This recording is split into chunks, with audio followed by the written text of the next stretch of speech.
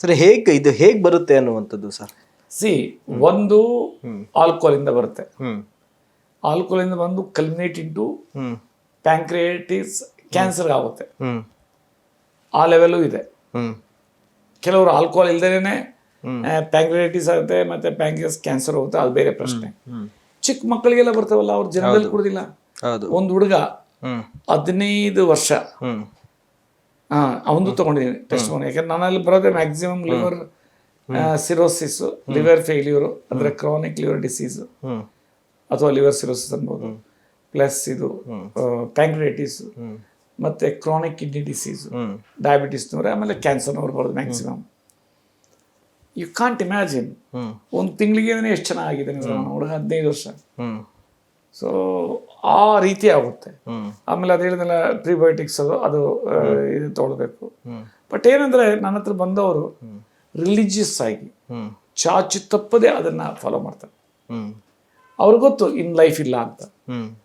ಇನ್ನೊಬ್ಬರದ್ದು ಕತೆ ಹೇಳ್ತೀನಿ. ಕತೆ ಹೇಳಿದಷ್ಟು ಜನಕ್ಕೆ ಕರೆಕ್ಟ್. ಚಿಕ್ಕಬಳ್ಳಾಪುರದ ಹುಡುಗ 19 ವರ್ಷ. ಇದರಲ್ಲಿ 2 ಟೈಪ್ ಇರುತ್ತೆ ಪ್ಯಾಂಕ್ರಿಯಾಟಿಸ್ ಬಂದ್ರೆ. ಒಬ್ಬರು ಅತಿ ದಪ್ಪ ಆಗ್ತಾರೆ, ಇನ್ನೊಬ್ರು ಅತಿ ಸಣ್ಣಕ್ಲಾಗ್ತಾರೆ. ಅವ ಅತಿ ದಪ್ಪ ಆಗಿದೆ. ಸೊ ನನ್ನ ಟ್ರೀಟ್ಮೆಂಟ್ ಎಲ್ಲ ಚೆನ್ನಾಗಿದೆ.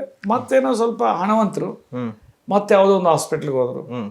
ಸೊ ಕೊನೆಯಲ್ಲಿ ಅವ್ರು ಹೇಳಿದ್ರು ಒಂದು 30-40 ಲಕ್ಷ ಖರ್ಚಾಯ್ತಂತೆ. ಮತ್ತೆ ಪ್ರಾಬ್ಲಮ್ಸ್ ಜಾಸ್ತಿ ಆಯ್ತು. ಮತ್ತೆ ನಾನು ಅದನ್ನ ಟ್ರೀಟ್ಮೆಂಟ್ ತಗೊಂಡ್ರು. ಸೊ ಸರಿ ಆಯ್ತು. ಆ ರೀತಿ ಆಹಾರ ಪದ್ಧತಿ ಭಾರಿ ಇಂಪಾರ್ಟೆಂಟ್. 6ನೇ ಔಷಧಿ ಅಂತ ಯಾಕೆ ಹೇಳೋದು? ಎಲ್ಲ ಅದನ್ನ ಹೇಳೋದು. ಈ ಕಡೆಗೆ ನಮ್ಮ ಇದು ಏನ್ಸೆಂಟ್ ಮೆಡಿಕಲ್ ಸೈನ್ಸ್ನ ಪಿತಾಮಹ ಇದು ಯಾರು ಚರಕ ಹೇಳ್ತಾನೆ, ಆಹಾರಿ ಪರಮೌಷಧಂ. ಈ ಕಡೆಗೆ ಮಾಡರ್ನ್ ಮೆಡಿಕಲ್ ಸೈನ್ಸ್ ಇದು ಪಿತಾಮಹ ಹೇಳ್ತಾನೆ ಗ್ರೀಕ್ ಇವರು Hippocrates. If you take food as a medicine, you will not take medicine as a food.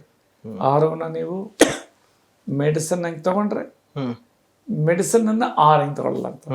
ಈಗ ದೋಸೆ ಇರ್ತೈತೆ, ಮಸಾಲ ದೋಸೆ 3 ತಿಂದ್ಬಿಡ್ತಾರೆ, ಅದ್ರಲ್ಲಿ ಒಂದೇ ತಿಂಡಿ. ಈಗ ಮದುವೆಗಳಲ್ಲಿ ಅಲ್ಲಿ ಇಲ್ಲಿ ಹೋಗ್ತಿದ್ದಾರೆ, ಬೀಗರ ಊಟದಲ್ಲಿ ಎಲ್ಲ ಇರ್ತೈತೆ. ಸೊ ಎಂದು ತಿನ್ಲಿಲ್ಲ ಅಂತ ತಿಂದ್ಬಿಡ್ತಾರೆ. ಸೊ ಅವಾಗ ಏನಾಗುತ್ತೆ, ನಮ್ಮ ಆರ್ಗನ್ಸ್ಗೆ ಅಷ್ಟನ್ನ ಡೈಜೆಷನ್ ಮಾಡೋ ಶಕ್ತಿ ಇರಲ್ಲ.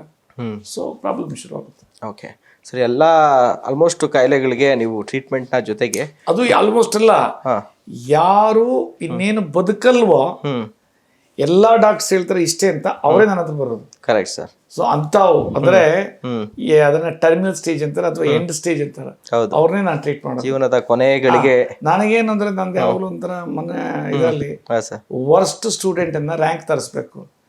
ಈ ಚೆನ್ನಾಗಿ ರ್ಯಾಂಕ್ ಸ್ಟೂಡೆಂಟ್ ನೀವು ಮತ್ತೆ ರ್ಯಾಂಕ್ ತರೋದು ಏನು ಉಪಯೋಗ ಆಗಲ್ಲ. ಸೊ ಆದ್ರಿಂದ ನನಗೆ ಇಂಥ ಬಂದಾಗ ನನಗೆ ಖುಷಿ ಆಗುತ್ತೆ. ಇವರಿಗೆ ನಾನು ಹೋಪ್ಸ್ ಕೊಡ್ತೀನಿ.